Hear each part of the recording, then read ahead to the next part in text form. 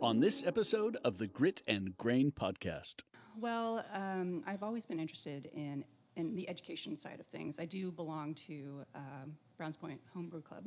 Totally. And which I should have mentioned. And I There's love 12 of them here today. I know. They're a very supportive club. Thank you very much. And I love that club. They do such a great job. They make great beers, super good people. I'm not a home brewer, and I'm always looking for ways to add value to the club that isn't home brewing.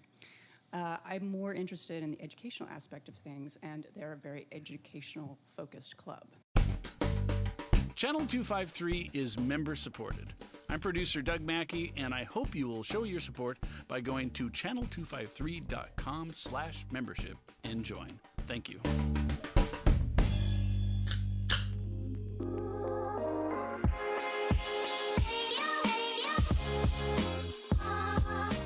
Welcome to the Grit and Grain podcast, where we explore and celebrate the craft beer industry, community, and history in Tacoma, Washington, and surrounding Pacific Northwest areas. Thank you so much for hanging out.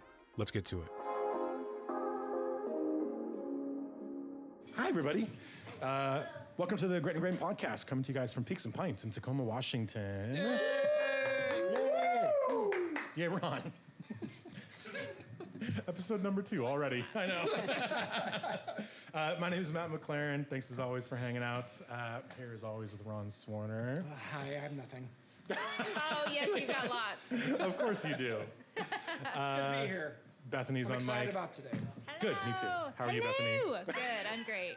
That was the Ron hello. Yeah. Doug's also on mic. Yes, sir. Hello. Hello. We're all pouring beer. Yeah, thank you again for hanging out. I probably don't say it enough, but if you haven't yet, please like and share and subscribe and follow us and do all that. It helps us out a ton. And there's video now. You guys should go to YouTube and search up Grit and Grain Podcast, and you can pretend like you're sitting right here You at the can table. watch us. Thank you, Chris. Thank you so much, Chris. No, it is. It's awesome, actually. And it was not as awkward watching myself do this as I thought it was going to be. You watched it? I have. Yeah. It took me so many episodes to listen to myself doing this. Oh my gosh. So now I'm I think I'm acclimated. Somebody said, I've listened to all the podcasts. I was like, it's more than I have. Sweet. Well, yeah, so our guest today is actually somebody who has been, I want to say, maybe to more of these podcasts in the audience than anybody that I know of. For sure. And a longtime industry person, certified Cicerone, and actually a WSET certified beer instructor. I think the only one in Washington. But our guest today is Lyra Penoyer. Yep, Did I say it right? Okay. Yay! Nailed it. Welcome. That was that was a good guess. So yeah, thank you for hanging out today. I appreciate you've been to so many of these, and it's probably a long time coming that you're actually on the mic. Good start. Good start. What are we drinking out of this glorious vessel? This mini keg. This mini keg. This is the Logan CDA. Yeah. Mm-hmm. Which I haven't It tried is in a while, and I'm excited. So good. So people who have listened, I've gushed about this beer a couple of times. This is an unusual style, and I think that they do one of my favorite ones, if not my favorite one. There's still a hop in my beer, and I almost just inhaled it. Oh, gosh. Forgot it was even there. In your CDA. In my CDA. Don't inhale a hop. That's nice. It's so good. It's really so nice. good. It's the best version of a CDA that I know of. Really? Yeah. And it's very... So, still kind of top secret, but we're totally working on a project with Logan right now. Mm-hmm. But actually, Lyra was the person who first turned me on to Logan years ago. Yeah. You and I were just hanging out talking about industry stuff, and you were actually, there's this cool little brewery that I know of, not too far from where I'm going to be. You should come and hang out. And I tried this beer and a few other beers, and they were just amazing. Mm-hmm. So yeah, it was one of those things where it's oh, this is a professional person who was onto good things early. I was just so excited when they opened. It was one of the only breweries in that area. In the Berian area. And I affectionately call it the black hole of beer. Mm-hmm.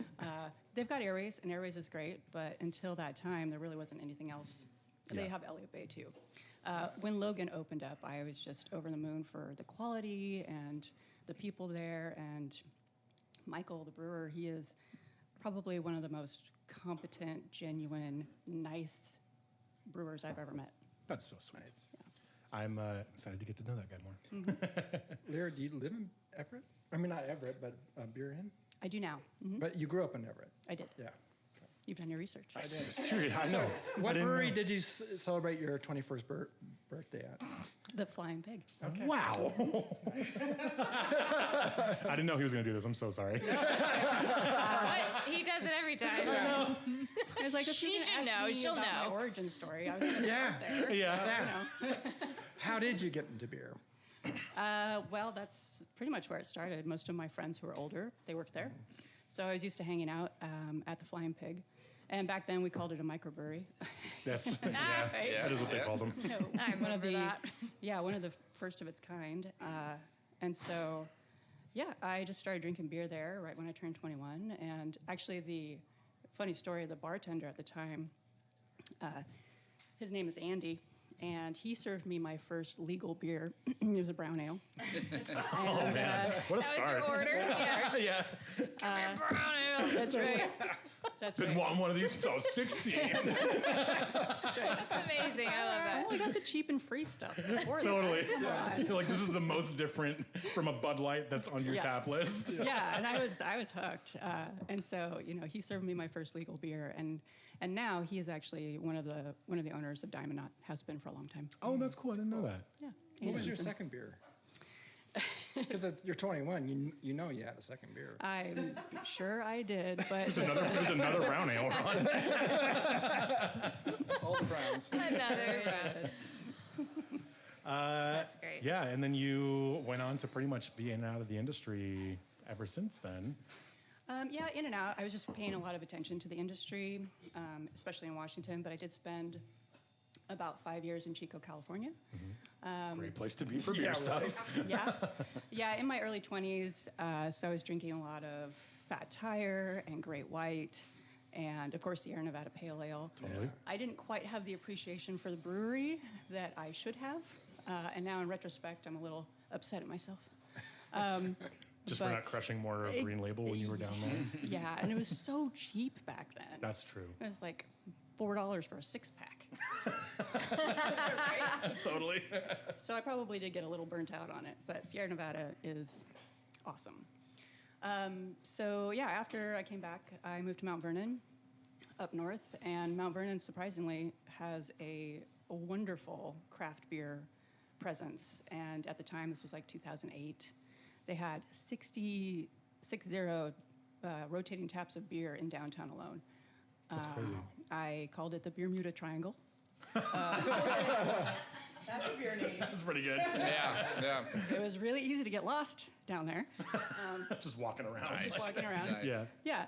And at the time, one of my good friends, he opened up my favorite beer bar ever called the Empire Ale House. Really? And his name is Bruce Springer, so I blame him for most of my beer stuff. Most of your proclivities. That was Yeah. in Mount Vernon, or it still is? Mount Vernon. No, he closed it. He, quote unquote, retired. And he has a pretty fabulous beer story. I keep trying to convince him to tell it, and he has not yet. So one of these days, I'm hoping to bring him down, and maybe you guys can all interview him.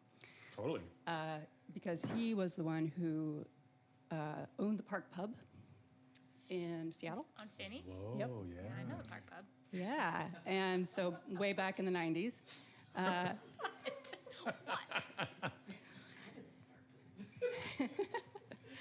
It was pretty iconic at the time, and so Yeah. he, along with, is it Bob from Latona, kind of started the first rotating craft beer bar Yeah, for sure. situation. And one day he was there at his bar, and Mac and Jacks walked in, and they're like, "Hey, we want to sell you a beer." And he's like, "Okay, cool." And they're like, "What do you want?" He's like, "Well, amber ales are gaining traction." And they're like, "Cool. So we'll make an amber, we'll bring it back to you." He's like, "Yay." So they come back and they give it to him. He's like, "Yeah, this is great. It's exactly what I was looking for." And they're like, "Okay, cool. Well, we don't know what to call it." Stop it. He named it. He named it. Mhm. African Amber. Yeah. Oh my God. Cool. Yeah. Yeah, give me this guy's number. I know, right? He's one of my best friends. We went to Mexico a couple years together. He's such a cool guy. So definitely need to get him down here. oh man, I think I was like doing a delivery at Phil's or something at one point, and he was like sitting there, and I think you did tell me about him, and I didn't have a chance to like go say hi or whatever. That is funny hearing you say that just now. That's insane. Like, you think of Mac and Jackson, it's like African area is just like, that's what it's always been. Yep. Nobody named that. It was just born that way. I'm always looking at all the animals in the zoo, and he's like, I don't know, these animals come from Africa, so. At Woodland Park? Yeah. It's like across the street. Yeah. It's like perfect. Right. And then their whole brand identity was born. I love that story. Yeah. That's insane. Yeah, so he's a cool dude. And so he opened the Empire Ale House, and I just drank my face off there. Awesome. For many, many, many, many years. And then... You grew back. Yeah. Feels a little red right now. Man, what's in this beer? And then a mutual friend of ours opened up a brewery just outside of town, and I started working for him in his tasting room, North Sound Brewery. And I worked there for a little over 3 years. And then I, in that time, passed the Cicerone exam, started doing the beer judging thing. And I could kind of tell my days were numbered at the brewery, so I started looking for a project down south. And I answered a Craigslist ad that said, hey, we're looking for a beer person to help us open our Washington-centric beer bar and mini golf situation. I was like, okay. Well, so I answered the Craigslist, and that's when I met Sam and Andy from Flatstick Pub. Yeah. And I helped them open their Kirkland location, and I'm super proud of that. Yes, dude, Flatstick is amazing. Yeah. I feel like even if you're not a big beer person, Flatstick is just like a household name in Washington sure. now. Like, It's cool. They've done so much. They've done so well. And even though I didn't help them with anything after the Kirkland location, I don't know, it's a little feather in my cap. Totally. So That's a smoking feather. Flatstick's awesome. yeah. So did you get your BJCP before the Cicerone or after? Yeah, I used it to study for the Cicerone it. exam. It was something I could do. That the Cicerone exam is, and back then, pretty hard because there wasn't a whole lot of study materials available. It was just a syllabus and a reading list, and jump out of the plane and hope your parachute opens. Yeah. And And if it doesn't, that'll be $400. that's right. Plus retake fees. Yeah. Yeah. So I used BJCP to study for that part of the exam. Nice. And then you took all that information and put it on a website to make it easier for people, right? Yes. Yes, you did. I did. That was recent. Yeah. BJCP, it has my heart. It also has a little bit of, I wish they would make it easier for people. You called it Mensa. Yeah. Call it what? It's like, yeah, it's Mensa for beer geeks. That an entrance exam is very difficult. And I understand the logic a little bit, but also they struggle for judges every single time. Yeah. And so,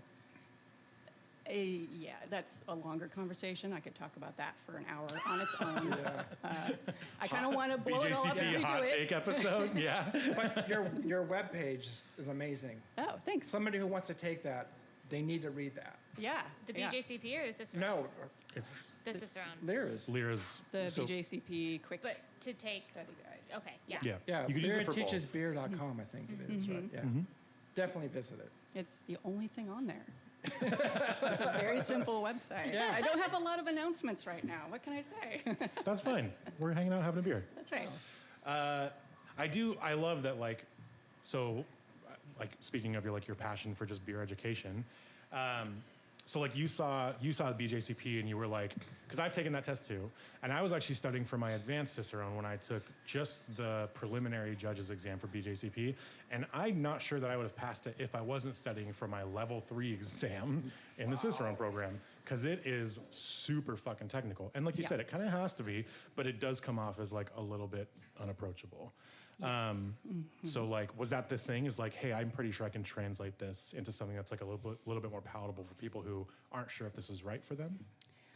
For the quick study guide on Yeah. my website. Yeah, and it's like trying to take away the fear factor of it. Okay, Right, because cool. a lot of people feel intimidated by it, just the entrance exam alone. Right. And the entrance exam is online. It's, 200 questions? You get like 25 seconds per question. Yeah. It's not enough time to Google anything. It's kind of insane. It is kind of insane. Yeah. And you do have to know a lot of technical information. So if you're not already brewing and you haven't been doing it for a while, the barrier to entry on that, even though it's not an expensive exam, is pretty high. Yeah, for sure. So anyway, there's so many things in my head about BJCP. We're not going to... You're like, it's only been one beer. Right. This beer, it's so good. Anyway, moving on. That's fine. We can edit out any hot takes that you don't want to. I'm kidding. Well, so, like, I guess speaking of, like, beer education, is that kind of, like, the impulse that led you to do all of your WSET stuff?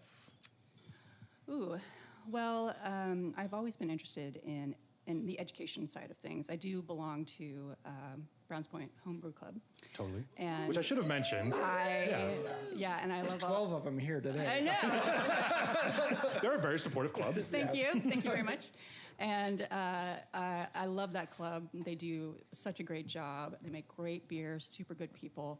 I'm not a home brewer, and I'm always looking for ways to add value to the club that isn't home brewing. I'm more interested in the educational aspect of things, and they're a very educational-focused club. So I've always been more interested in the education side of beer, and I actually got the opportunity to become one of the first beer instructors for WSET because I owned a wine and beer shop in Enumclaw for a couple of years. And I got to know one of the WSET wine instructors, and she recommended me for the new beer awards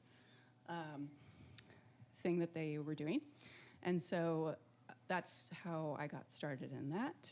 And I went to Vegas with a dozen super duper beer geeks to learn how to be an instructor for WSET. How to make other beer geeks. Yep. Yep. How to make other beer geeks. Yep. And that was a wild ride and so much fun. And how long were you down there? 10 days. Dang. Can you talk about it, or does it stay there? All right, Ron. Oh, you mean Vegas? Earmuffs, Scott. I'm kidding. Let me get more of that beer real quick. Yeah, this beer is really good. Moving on. So 10 days in Vegas learning how to teach other people about beer. Yeah. That's insane. Yeah, it was a bunch of fun. It was pretty intense. They have a very specific way that they want you to teach. And so we spent the first part of it doing the certifications, level 2 of the certifications. And then the last half of it actually learning how to be an instructor. And they just throw you in the deep end and they say, okay, get up there and talk about this for 15 minutes. And here's some slides, and then we'll tell you what's wrong. And then you're going to go home, you're going to fix it, you're going to come back next day and do it again. Wow. Awful. I know. That's like, I know. I know. So how did that go? Yeah, and of course I'm there, and I'm talking to Master BJCP judges, Advanced Cicerones, a Master Cicerone, Mirella Amato. Oh, yeah. And she's a newer one, too. No, she's... Oh, she was the first one. That's right. She was before... Yeah, that's right. Yeah, and so she's sitting there looking at me like... So you can't bullshit anybody about anything. Three listeners. This is Citizen Tacoma host Eric Hansen. And sound producer Doug Mackey. And this is election season 2024. And if you're so like me rewarding and so sound much producer fun. Doug, And then you being are in Las watching Vegas those with these polls. people and Sometimes finding good days, all of sometimes the bad fun beer days. bars and Especially those we swing drank states, every the single national night. stuff. Silver North Slam. Carolina, Silver Michigan, Arizona. Arizona. There's a lot of things that we're watching that aren't Tacoma. And this is I would just move to a Vegas gentle just for reminder. the silver That's state. more There is this fondness than your podcast. Mount Vernon. Things that are interesting to Tacomans, and that is I have never been to the Silver And State. as we Me move neither. toward like the 5 election, times. Eric Hamburg will be It's back great. hosting I'm trying to go again Citizen in Tacoma February. podcast. We have Nate Bowling at Nerd Silver Farmer. stamp, here you Evelyn come. I guess Joe so. will be with Fuck. us again. It's usually There's always the beers white on ladies to break it down. And the sisters to make us well, so yeah, like Open up. I don't know, any highlights from your guys' So best practice, when maybe the national classes news or like, is just a I little don't know, too how are much, you talking in front please of people consider like that? turning Because you've to done Channel you've 253 done for your tastings local and classes and content. stuff before. How was And that? don't Yeah, it forget was that we nerve-wracking. are listener supported, I thought member I'd be terrible supported. at it, and then I got $4 up there a month, and I $40 a year. Your I don't know, support this can really mean a calmness world came of over me. difference to us right now, and that is at and then I got better at it, and then I just passed with flying channel253.com/membership. colors. And thank you for your ongoing support. It was Say that then. great. Yeah. It was great. Again, it was very challenging, very intense, but also very rewarding. Yeah. And then just being around beer geeks of that level for 10 days is it's so fucking cool. So you weren't sick of us by that time? No, not at all. Oh, and there was this one moment we were taking an Uber back to the hotel, and it was me and Mirella and an advanced Cicerone, Natalie, and then one of our media people. And we were sitting, so all women, Yeah. in this Uber with this guy, and he's driving us back to our hotel, and he's like, "What are you guys all in town for?" And we're like, "Oh, well, we're learning how to teach other people about beer." And there's this very pregnant pause, and then all of a sudden he says, "What's there to know about beer?" And all of you took the biggest deep breath. No, we were a little buzzy, and we just busted up laughing. And by the my end God. of the trip, we had convinced him he should try beer, and we were just having a great time. We were like, "This is like from a movie." So. You didn't make him pull over. You're like, we need a new Uber driver. Yeah. No, we were like, this is our chance to teach somebody Yeah. in like 30 seconds before we get back to our hotel. Okay. This is our chance to scare somebody yeah. so badly. He's telling that story somewhere else in his life. it's so He's telling different. one time I had this group of 3 women, the most amazing women I've ever met. One time at School beer me camp. on beer. This one time at beer camp. Yeah. I was gonna ask what the percentage, of women were in the group. There were quite a few. I'd say like half. That's So awesome. there's a dozen of us. Cool. Beer is pretty new to this program, right? Oh, it's brand new. Yeah, This is like 2000 this year. yeah, but it started in '69 or something. WSET did. Yeah. Oh, Yes. yeah. Yeah. WSET has been for around like for a long wine time. and spirits, yeah. Yeah. But In UK. Yeah. They just released beer this year. it was actually, Wow. so it was the answer to the sommelier program in the UK, because the Court of Sommeliers was established in the 60s in the UK as well. Yeah. And then another court was sort of like, hey, we could probably do that too, but we're going to make whiskey a part of ours, and cognac. And so WSET was And created. sake. And yeah, exactly. Yeah, so I work with a couple of folks who are level 1 and 2 sake, WSET sake certified. I think Toshi might be level 3. Really? Yeah, he is level 3, because there actually isn't a level 2 for sake. They just released. They level just two. they just did it. Yeah. Yeah, but he's so it's super rigorous, and like it's the same. It's similar to Cicerone, but like some of it's probably a bit more approachable. But when you get to higher levels, like they encourage traveling to like prominent regional regional production like places, just so you can like understand the layout of the land and like the agriculture and stuff. Like it gets insanely technical. Yeah. So I love that they're involving beer. There's obviously other certification programs, but they all have different focuses, and they're all kind of for different things. But WSET has always kind of been its own thing, and it's still an industry standard for like benchmarks of knowledge. So Yeah. I love that beer is involved now. How did your first class go? Great. I had 6 students.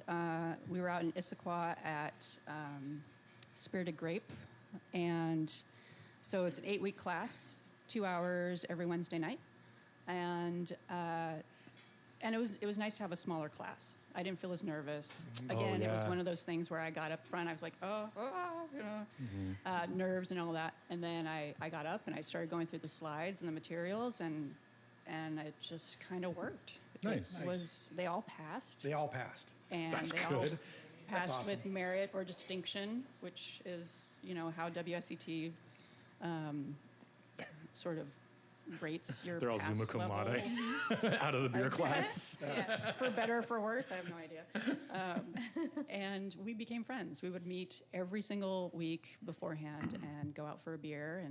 Sweet. And as the weeks wore on, I would have more than one beforehand. Those slides would get real, real loose. Really.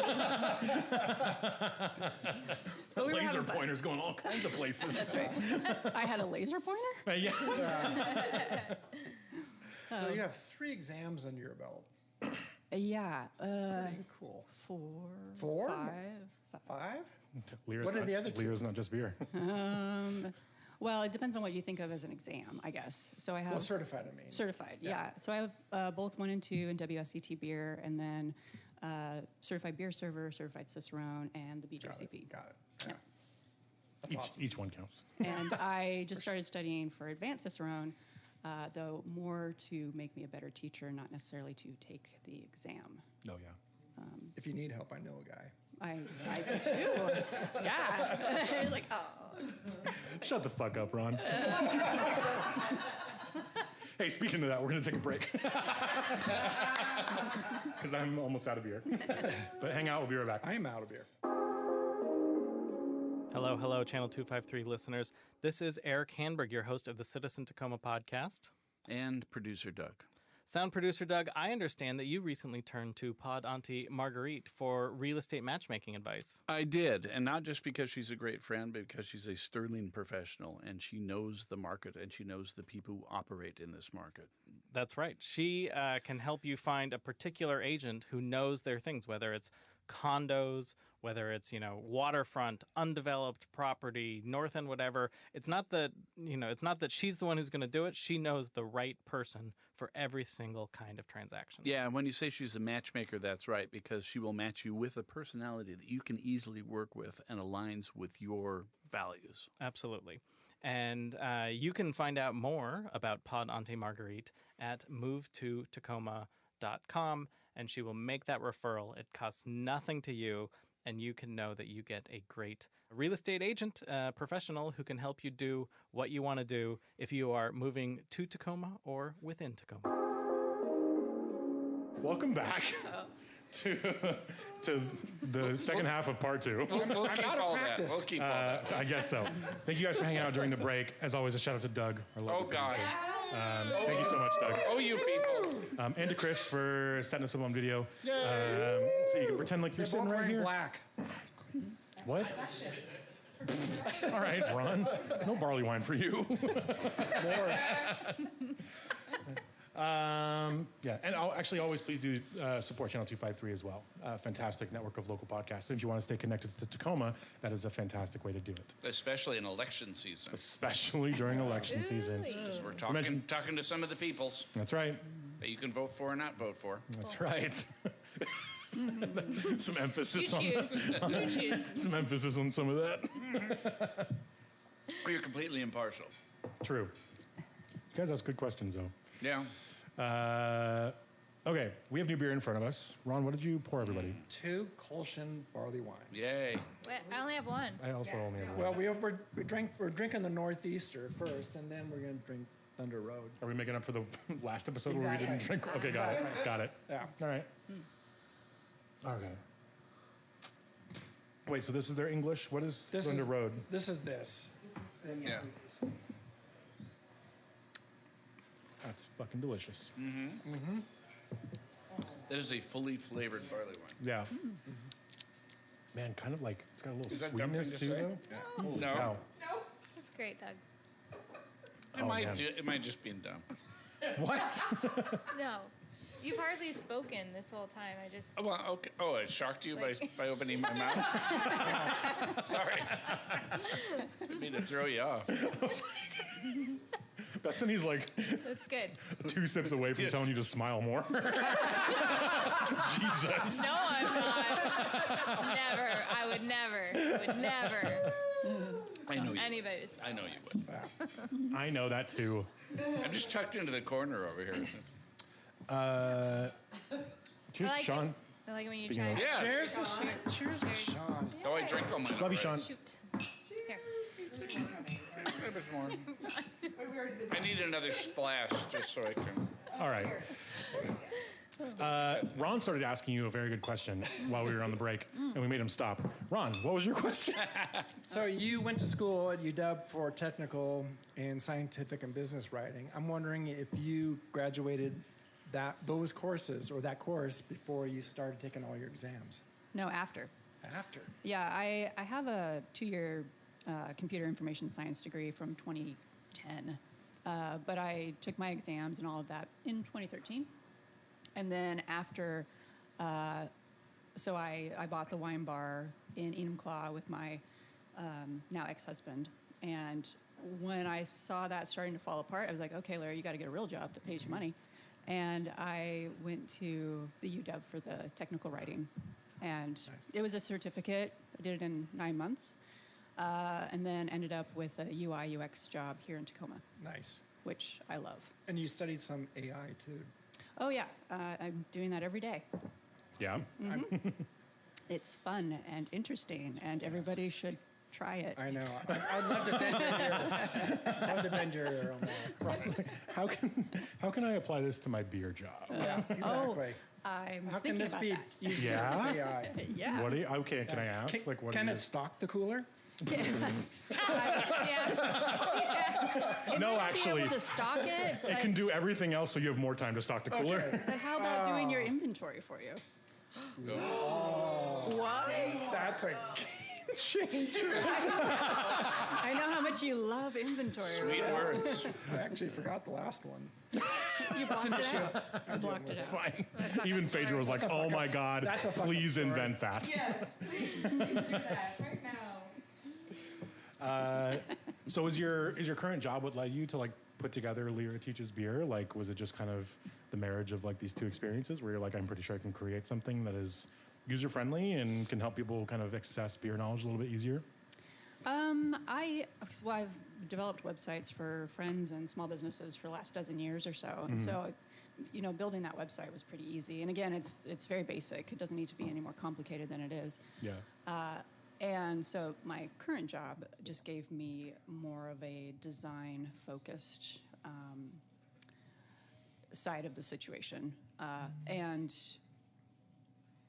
I've always been interested in the user experience and making that easier, which is one of the reasons that BJCP makes me so angry sometimes. Fair enough. All right. Let it out. We're in the second half. Yep. Second half now. Barley wine's One in. barley wine in. Yep. Totally. Okay, so let me ask you then, because I feel like maybe I know what you're talking about. Like, what do you think it is that kind of grinds your gears a little bit about BJCP's program? You can just pick one if it's just. Okay. Well, I understand that it's a volunteer-based program, and so I have to give them props for doing as much work as they do without paying themselves. I just think it's a little antiquated, and we need to kind of move the needle on how we judge beer, why we judge beer. If you want people to be judges, make it a little easier for them to get there. And You got a standing ovation for that. and there's just some gatekeepers in the community that are, I think, a little paranoid that they'll get the glory taken away from them, or that people will step in who aren't serious about judging beer. I'm like, Still I don't just beer? know any beer judge who wants to do it because it makes them look cool. That's such a fair fucking point. Right? Yeah. None of us are doing this for the respect. No. I mean, at the end of the day, I promise my mom's not bragging at Thanksgiving about it. I'm like, My son, Matt. because at the end of the day, it's a really hard thing to do. It is hard. Judging beer is hard. I know every time I Yeah. walk away from a judging sheet, I'm just like, oh man, I fucked that up. Or my brain is mashed potatoes at this Yeah, point. or Totally. I had too many beers, or it wasn't the right time, or the baby's crying in the background. I don't fucking The guy know. next But to me wore anyway, fucking deodorant. Yes. You're like, I wash my Or hands didn't. with the soap in the Yeah. bathroom, and they Dude, oh my God, every time. Soap. You gotta have unscented soap. Yeah. I Unscented gaslight soap. myself for washing my hands before drinking beer so often. Like, obviously you should, but I'm just like, all I smell is like dish soap or whatever, or like hand soap. And I should be Dial smelling this worse. delicious. Yeah. Anyway. Beard oil. I think I would just like to see. That was pretty good. That was pretty good. That was pretty good. There's so many beards, people. So many beards. You'd like to see what? Oh my God! Don't say things like that, Phaedra. Okay, so slightly antiquated, slightly unapproachable. What do you feel like? Like, are there specific things that you would probably change if you could? Well, I think when it comes down to it, I probably want to see a different system entirely. You know, Really? Okay. Something that's more along the mentoring side of things, where you get kind of a one-on-one or not. I mean, where you get to talk more with the brewer and figure out their motivation and what they're trying to accomplish, and having that be a better conversation than what we get to do these days. Okay, so now we're getting to it. Like, okay, you and I have actually talked about this like kind of at length, and this is something that I think I talk about a lot. And actually, I even just mentioned on the last episode when we were talking about like, you know, Tristan deciding last minute to like go and change the hops for a fresh hop, or you know, the way that guys like Pat, you know, might get under the skin of like really technical, scientific, very numbers-focused brewers because they have like a much more artistic approach to what they're doing. I think I agree because BJCP really only asks about numbers. That's really it. Yeah. Like, memorize your ABV ranges, your SRM ranges, your IBU ranges, and like your geography, and you can pretty much pass that test. Yeah. IBUs, really? Yeah, still IBUs. Wow. Yeah. I mean, it's still a measure of like consistency in brewing. It just doesn't have any, you know, my whole rant about IBUs, I'm sure will turn plenty of heads or whatever, but it's still a measure of like beer consistency, and it's like a distinguishing factor between styles for sure. But I 100% agree if like, and like we've had Ricky on and she's talked about Irish Death is a good example of this because it famously doesn't really fall into a whole lot of, like it doesn't fall into a category very neatly. Baltic Porter is like the closest that it comes, but I've heard arguments for other styles like Porter and Stout and Imperial Stout and all sorts of things. But none of that stuff really matters because if you entered the Irish Death into a competition, I don't think it would actually do very well because it doesn't really fall into the category parameters that they have out there. But that beer was like the number 3 top selling beer in Washington State. So it still resonated with people in like a really significant way. And whatever the brewer Iron Horse was trying to achieve, he probably achieved it. But that doesn't matter if you're a BJCP judge. All that matters is that it fits into a category. Yeah. It's very style focused. Yeah. So you can have an excellent beer, accidentally enter it in the wrong category, and you'll get shitty marks Totally. on it. Should have done this and this and this, should have done this. Yeah. And even if those things are correct, like they might not actually fit to what your aim was for the beer. For the beer. Yeah, and then what do you do? It's Yeah. like, what are you trying to do here? Do you want to win a bunch of medals? Do you want to make a beer that you really like, your friends really like? Do you want to open a commercial brewery at some point? You're like, and then, Do you want this to compete in the open market? Yeah, Totally. Depending on where you're at, you might need a different system. Okay. Yeah. Man, that's a bit. So I like 100% agree, and I'm a BJCP judge. Like I 100% agree, and I do think that there is like I don't know if it's something that like needs to change or like a new idea or like system needs to be kind of adopted in approaching how people evaluate beer. But like this is like when I talk about it in terms of like a composition. Like, is your beer actually composed? Does it actually express the ingredients that you used? Does it express the region that those ingredients come from, which is a thing in beer? Maybe not as much as wine because it's less soil and harvest year dependent. But you can still express like regionality with beer. And if your beer does that and it still doesn't fit into a style category, is it good? Like, that's like a good question. And depending on who you ask and I guess what certifications they hold, it is or it isn't. Yeah. I don't know. I've never thought about it. I'm BJCP judge too. I've never thought about. I've just followed the rules. Okay, this was what we're judging and stuff. But yeah, it doesn't. There's definitely room for improvement. I don't like with the whole rules. thing. Well, even the app, it's like from 2015. Yeah, right. the official one is like you have to get like a right. third-party one to get the most recent updates. And I've tried to do that, and it still doesn't really Yeah. like And Triple's still not on it, right? doesn't work all the way. Maybe. So yeah. No, man, I think agree. I don't know. That's like, you know, I know you're gonna try not to like throw stones or anything, but I do think it's actually pretty important, and I think it's good to bring up the fact that like, if you're a brewer and numbers are the only thing you're focused on, you can still miss the boat on creating something that's like actually composed, actually expressive, and like actually balanced in terms of beer. You might hit every number, and you might even get a good score, you know, on the judges' table, but it might not necessarily mean that you achieve something that you wanted to, or that will actually connect with people in some sort of meaningful way. Yeah. Indeed. And then you have guys like Mike at Grains of Wrath who win all the awards and make fucking excellent beer and just fuck all this up. And that's great because if that's what he wants, That's perfect. true. That is what he sets out to do. Yeah. He's And like, that system works for him. I'm going to shingle my house with my fucking beer medals. And he's probably halfway there. Yep. All right. Well, that's a good segue, I guess, into my next question is, do you have any particular favorite beer styles? Beer styles.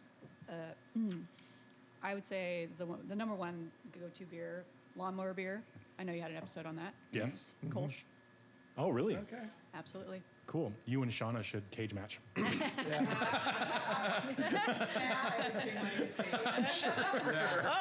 Okay, thanks. Because he would take it serious. I know, Jesus. Yeah. I'll host it. Cage match. All right. Well, I've been rowing a lot lately. Kolsch's in cages. Yeah, do you have a particular favorite? Yeah, I mean, I drank a bunch of really fresh Reisdorf in Vegas. That would do it. The wheel. Yeah. That silver stamp has a wheel Really? of Kolsch. So That's so cool. and it's super fucking fresh. So good. Wow. Future Primitive. Oh, also yeah. really nice. Mm-hmm. I came back from Vegas, had one of theirs, and I was like, okay, sign me up. Dude, you were actually the first person to make me try Future Primitive, too. Actually, that was like before they really even distributed. When you owned the wine shop, you were going and picking up their beer, I think. Yeah, I drove And there.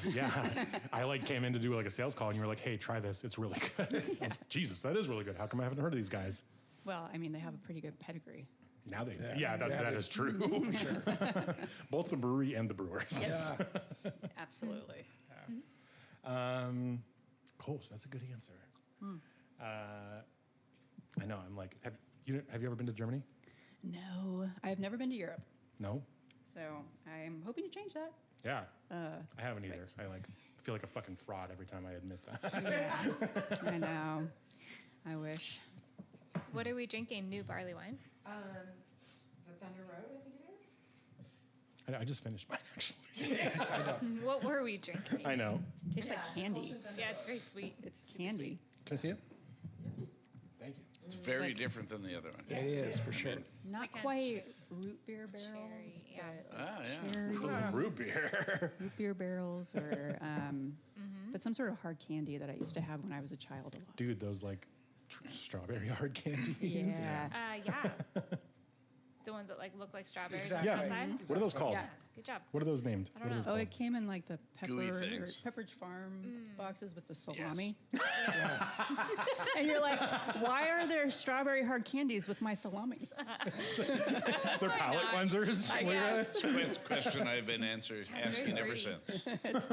It's bizarre and tasty. And Does anybody know what those things are called? Strawberry bonbons. Really? okay. I wouldn't have guessed that if you put a fucking gun to my head, because Yeah. that's not what I think of when I think of bonbon. No. No.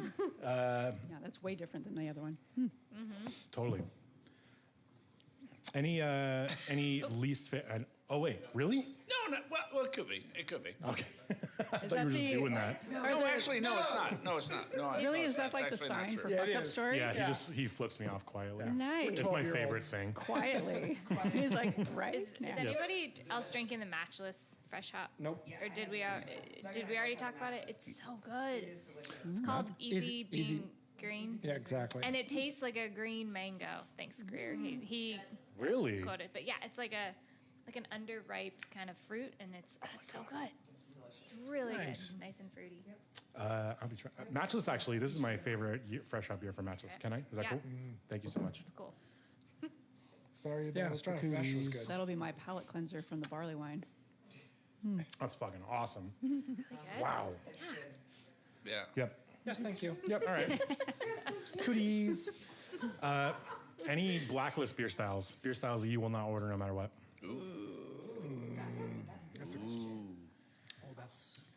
I'll tell you mine if you tell me yours. Okay, I got it. Actually, this segues into a beer beef. Yo, let's have it. Actually, Ron owes us a bunch of beer beef too, so we're Wonderful. gonna have a whole follow-up. But anyway, go ahead. All right. So my number one beer beef is when, and it doesn't happen as much anymore, however, I do have recent experience, is when you walk into a brewery or a beer bar or whatever, and they don't also list the ABV next to their beers. Ooh, yeah. I feel like you're not supposed to do that, first of all. Yeah, I'm like, this is just, be responsible, people. Some Yeah. people like to know what they're getting into without sure. having to ask the server to look at the keg collar Yeah. or look it up on the internet, which is very loosey-goosey. Yeah. So, and one of the stories that highlights that for me is that I walked into a place and they had a guest tap. It was Kolsch. And I ordered it and I started drinking it. I got through maybe like the top eighth of it. And I was like, whew, this is high alcohol. Yeah. And I asked, and they're like, yeah, it's an Imperial Kolsch. And I'm like, what the fuck? What? First of all, what the fuck even is that? Is it barrel aged? I'm like, that is not a style. I don't care what you're doing. This is not a good representation of any kind of beer anywhere. You're just making me angry. I drank half of it and I left. I like how you still drank like 3/8 though. You're like, let me just make sure I'm pissed off about this. Let me make sure this doesn't undo my artistic intentions of the brewer argument. Yeah. You're like, got halfway through, you're like, nope, fuck it. This is the worst. Sometimes alcohol makes you happy. Sometimes it makes you angry. It was so bad. True story. And it tasted like a Hefeweizen. I'm like, ugh. Yikes. They use German ale yeast to make a Kolsch because they were like, that's what you No, put it in was Kolsch? infected, and it got to 8%. Yeah. Because it was infected. Inoculated by total Yeah. accident. Yeah. It was dry as shit. So I guess Imperial Kolsch. Never, ever again.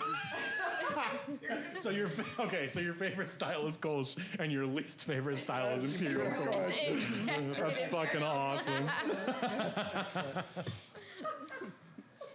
I love that. I have so many guesses of which brewery made an Imperial Kolsch. yeah. Oh, I want to know too. Nah, I don't want to say them I can't say it. because that's rude. It is. Matt, you said you were going to share yours. What happened? You said you were going to share yours. Oh, chili beer. Chili beers. Oh, yeah. Like, with the exception of like beers that are, and I like talk about this a bunch, but like with the exception of beers that are inspired by like Mexican hot chocolate that have like dried chili and like cinnamon and other spices and stuff, that like that works for me. When somebody makes like a fucking amber ale that has habaneros in it, you can get fucked. I think that you. Yeah. Just don't You even know what else bother. can get fucked is their draft lines. Don't put it on your draft lines either. They Also they'll that. also get Also, fucked. Bethany said you suck too. So. Yeah. Totally riding shotgun. And she hardly ever says that kind of stuff. Keep it in a can. You have your lines. 2 barley wines. in it. Ron, how about you, Ron? I'm riding shotgun with Matt. Oh yeah, just Chili beer? Yeah. Dude, I just Can't. Not a fan. I yeah. No. Some of the only beers I've ever actually like spit out were like chili beers. Oh. yeah. I have spit chili beers out yeah. at festivals in front of the booth. Oh wow. Invitational? Did you know? No, I would never do it in front of a brewery that I want to work with. Spit it out. If fucking Liquid Gravity or like Urban Roots poured me a chili beer, I would pretend to like it. You know how small this community is. I have fucking no self-respect. Spit it out. Spit it out. Give him your card. This is so good. Do you guys want to sell your beer to Washington?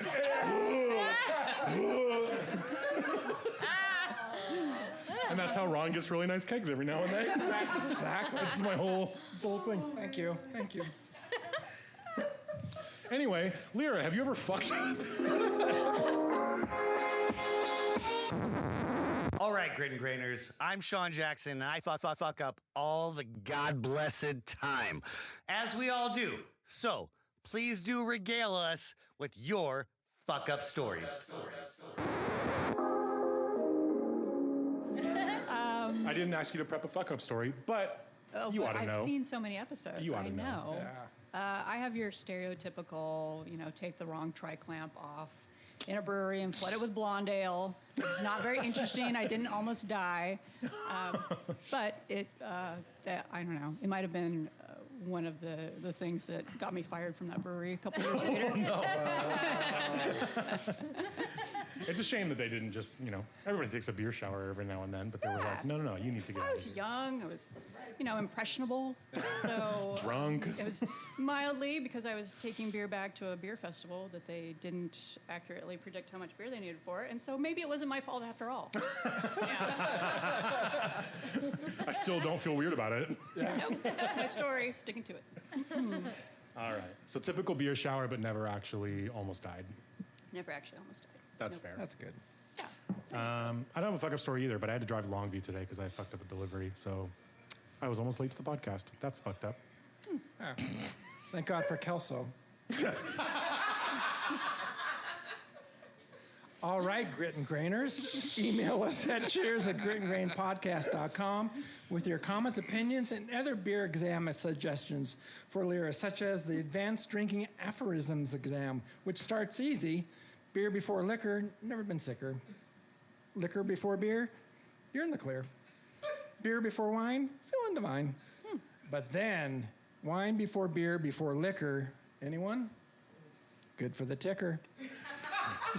Wine before liquor before beer before wine again, anyone? Only amongst friends. Tequila and weed, Godspeed. We read and drink everything we receive, and we try to respond as quickly as we can. If not online, then on air. How to quickly get back on my outro? I don't know. You can subscribe to Grit and Grain on YouTube, Apple Music, Spotify, Google Play, iHeartRadio, and Stitcher, and please leave us a review. Also, check us out on Channel 253. Why, of course. Sure. Why wouldn't and you? gritandgrainpodcast.com. Be sure to follow us on Facebook and Instagram for episode notes, beer news, and beer exam tips, because you think you know, but you really don't. And you think you're on top of it, but you're really not. Because just when you think you're killing it, the exam and the riding of the rocket to happiness and the success and the regular kinky sex, then you mention mouthfeel descriptors when you were describing flavor, and you're slammed back into yourself and made paranoid once again, so you alter your expectations via pint glass. If this podcast is not what you expected, please alter your expectations. A QA engineer, Lyra, walks into a bar and orders a beer. She orders 2 beers, she orders 0 beers, she orders negative beers, she orders a lizard, she orders a null pointer. She tries to leave without paying, she's satisfied. She declares the bar ready for business. The first customer comes in, orders a beer, they finish the drink, then they leave. Then they ask to go to the bathroom, and the bar explodes. No such thing as a bad time to visit Tacoma. No such thing as too much barley wine. Tune in next Friday for more sweet chatter. Cheers. Thank you, Lyra. What kind of alternate universe was that? I tried to do a kind of. We need to put a written transcript. On that one, yeah. I thought there'd be a question after that. Thanks again for tuning in. Don't forget to follow us at Grit and Grain Podcast wherever you get your social media, and catch new episodes every Friday. Cheers.